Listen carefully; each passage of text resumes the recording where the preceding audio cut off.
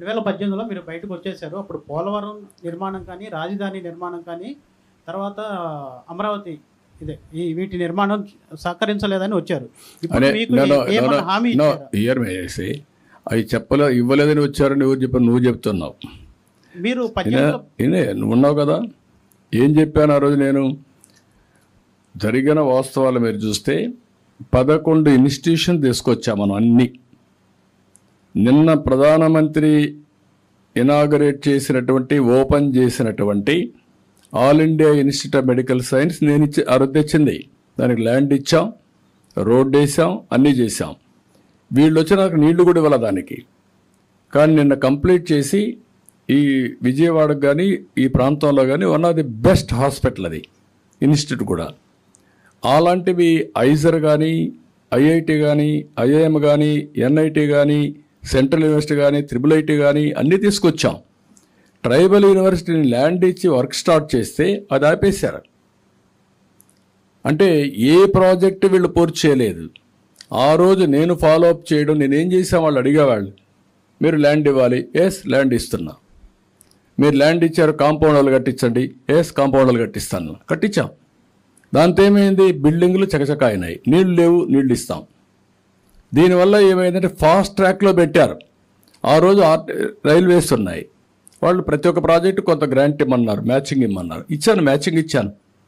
దానివల్ల ఏమొచ్చింది? ఎక్కడ చూసినా రైల్వే క్రాస్ ఓవర్స్ వచ్చాయి, ఫ్లైఓవర్స్ వచ్చాయి ఆ రోడ్డు మీద.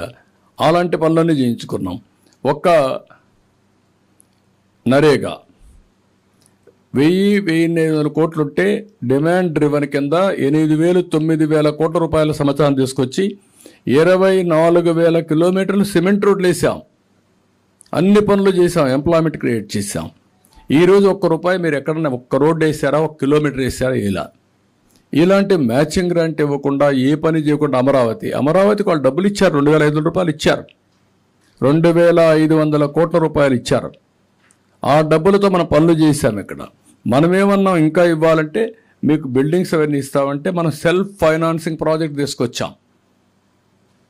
ఎప్పుడు కూడా హైదరాబాద్కు డబ్బులు ఖర్చు పెట్టలా మనం. Be clear. అక్కడ ల్యాండ్స్ ఉన్నాయి. ఆ ల్యాండ్స్ ఎట్లా వచ్చాయి? గవర్నమెంట్ ల్యాండ్స్ అవి. ఆ ల్యాండ్లు ఒక్కొక్క బిట్ అమ్ముతా వచ్చాం. ఇప్పుడు బ్రహ్మాండంగా మొన్న అమ్మారు వాళ్ళు. 70 కోట్లకు అమ్మారు, 100 కోట్లకు అమ్మారు ఎకరా ఆక్షన్లో. అక్కడ పెట్టినట్టన్నీ కూడా ప్రైవేట్ పబ్లిక్ పార్ట్నర్షిప్తో పెట్టాం.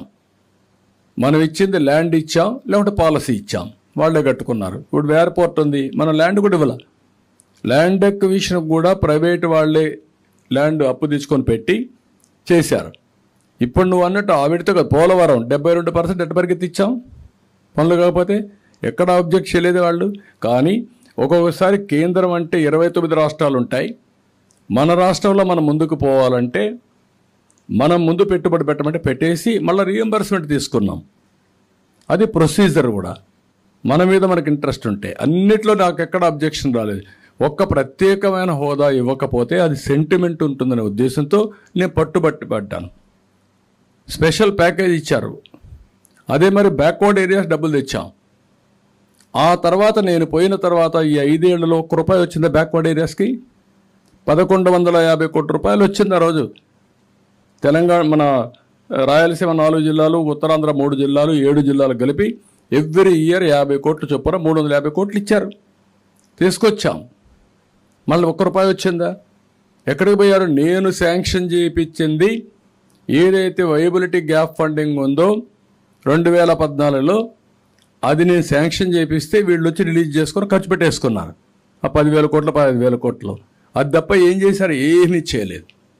ఒక్క ప్రాజెక్ట్ తేలేదు, ఒక్క ఇష్యూ తేలేదు. నేను ఆ సెంటిమెంట్ కోసం అది కూడా ఇవ్వమని అడిగాను, ఇవ్వలేదు. నేను డిఫర్ అయ్యాను. అది తప్ప నాకు బీజేపీకి ఎక్కడ అభిప్రాయ భేదాలు లేవు. మీరు గుర్తుపెట్టుకోవాలి.